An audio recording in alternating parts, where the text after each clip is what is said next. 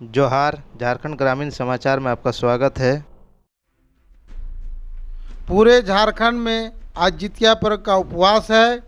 पर्वतीय महिला पुरुष पुत्र के दीर्घायु की कामना करती है तथा स्वस्थ रहने की भी कामना करते हैं। टुंडी विधायक माननीय मथुरा प्रसाद महतो के प्रतिनिधि सभाई बसंत महतो ने मैरा नवाटा टुंडी में जन समस्याएं सुने तथा उससे समाधान का आश्वासन दिए। मुख्यमंत्री हेमंत सोरेन ने कहा कि नई शिक्षा नीति से विषमता बढ़ेगी।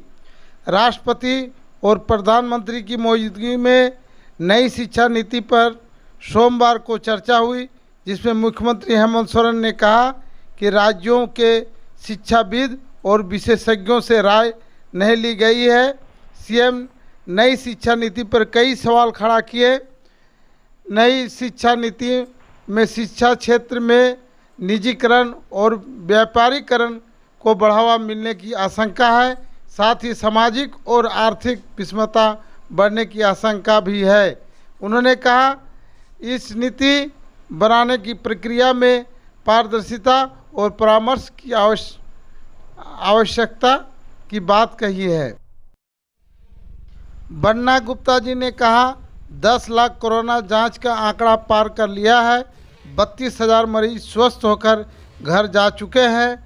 आगे बन्ना गुप्ता जी ने कहा कि हमारे रिकवरी रेट 66.70% और लगातार बढ़ रहा है, जबकि मृत्यु दर 0.93% है।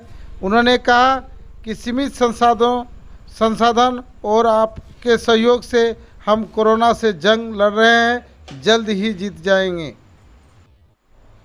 शिक्षा मंत्री माननीय जगन्नाथ महतो ने कहा 1932 के खतियान वाले ही झारखंड के शिक्षक बन सकते हैं।